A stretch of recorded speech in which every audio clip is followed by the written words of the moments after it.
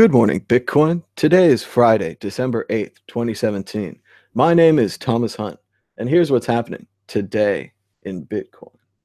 The price of Bitcoin was down 0.76% in the last 24 hours, with a last of 15,341, a high of 16,934, and a low of 14,550.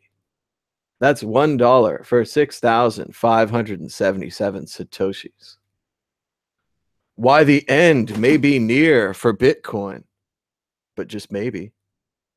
By the time you read this, Bitcoin will have a wildly different price. True. Bitcoin tops $16,000 and its 271 billion market value passes Home Depot's. Bitcoin soared to over $19,000 on Coinbase, but the price on other exchanges is totally different. Bitcoin's price has soared, but what comes next? Bitcoin hasn't replaced cash, but investors don't care. That's right, being a store of value and a vehicle for speculation is more than enough. Huobi, SBI announced plan for Japanese Bitcoin exchanges. That's right, Chinese Bitcoin exchange Huobi is coming back in Japan. Coinbase hits the top spot on Apple's US App Store, despite struggling to handle Bitcoin demand. And that's right, once again, the Coinbase page during the rally displayed the famous "an error has occurred" page. Feel free to add a bug report. Keep working on it, Coinbase. And in today's, Coinbase still doesn't accept SegWit. Only a few more days left to talk about them before we don't talk about them again forever. We have suggestions on other wallets you could use. You could use the GreenAddress wallet. It works on your phone, has great security, and uses a 14-word mnemonic or 12-word mnemonic to save your key. Back up your own keys with GreenAddress. You could do the same thing with Samourai wallet. Also has SegWit. So both GreenAddress and Samourai wallet can manage to update and adopt new Bitcoin standards, while Coinbase can't. Billions of dollars for Coinbase, but these little companies can do what they can't. Give GreenAddress and Samourai wallet a try. A Bitcoin booster got $2.3 million after being bit-shamed for being poor. Thanks again to the entire community for supporting Andreas Antonopoulos. Roger Ver was being critical of Andreas for not having $1 million, even saying how easy it would be to spend $300 on Bitcoin in 2012. Never touch it, despite the fact that it triples and doubles and triples and doubles. Never sell it, despite the fact that it falls and falls and falls. And never have any expenses of your own that you might need to sell your little bit of money for. Roger's insensitive remarks to Andreas set the internet ablaze, and the internet acted quickly, bringing 1,000 subscribers to Andreas's Patreon page and giving him $2.3 million in Bitcoin. Great job, internet. And now, hot tweets. That's hot.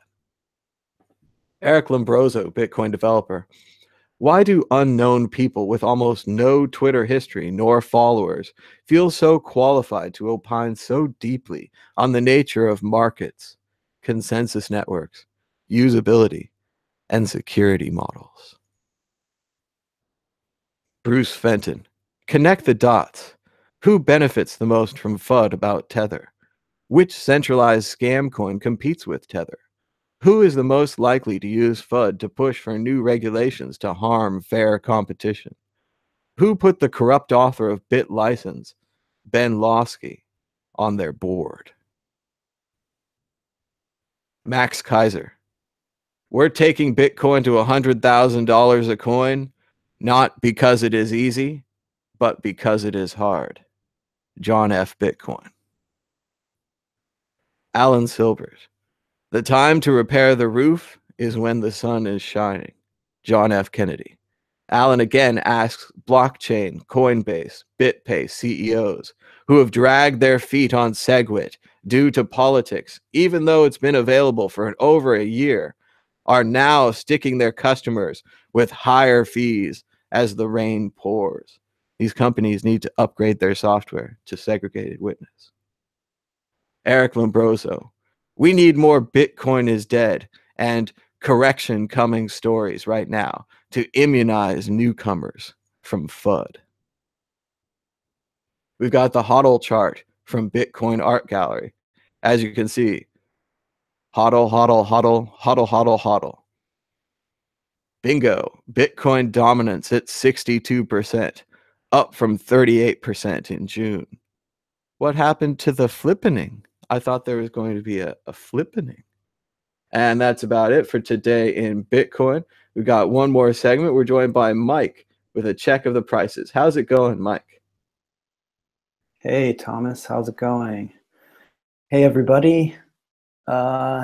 So yeah, yes, the last couple of days have been pretty crazy. Let me share my screen and show some charts here. I thought this chart I saw on Reddit was pretty good. Wait, where is it? Here it is. So yeah, Bitcoin chart has broken all barriers now. As you can see, it went up so fast that it went back in time a little bit. So that was pretty good. And yeah, I mean, for the chart, it went up. I think this 20,000, I think, kind of is like a line in the sand. That's the next point. It'll break out above down here for support. I think between 12 and where the dip was right here, but just below 14,000. I think this is some support here. So yeah, I mean, I think if you look at the 1-day chart here, I think what the 20-day moving average would come up to like around 12,000, and if it dips down to there, I think it might be a good place to get some. I would be thinking of getting some more around there, and so I think there's some support there. But yeah, I mean, basically, I think ideally it just bounces around, consolidates for a little bit, forms a base, and then eventually breaks out above 20,000 to new highs. I mean, as I said before, like I have a mantra I tell myself, the fortune is made with the long-term trade. And I mean, that's obviously happened with Bitcoin. And, anybody who's tried to guess a top before in the last 4,000 days of Bitcoin's price history has guessed wrong.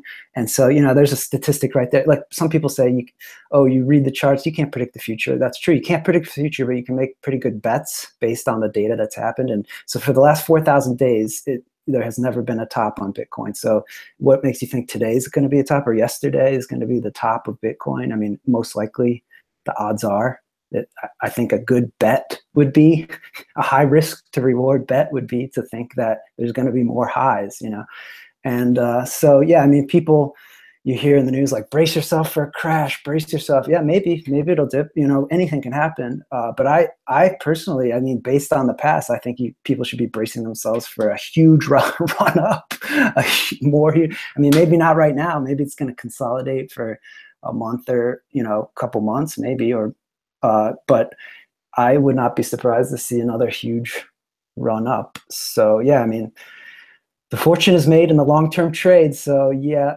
if you looking to buy in, I think between, and this is not financial advice, I just want to be clear. Like for myself, if I was going to be buying in, it would be probably around 12 to 14,000.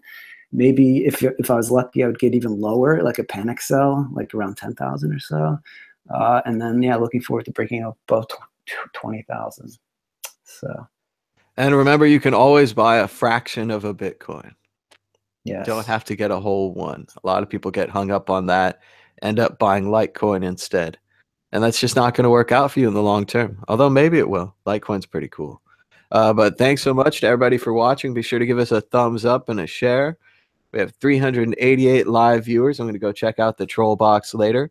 And if you have extra millions of dollars and you want to just, donate $1 million to Mad Bitcoins and start a bunch of news articles, they're donating millions of dollars to YouTubers now, not just famous speakers.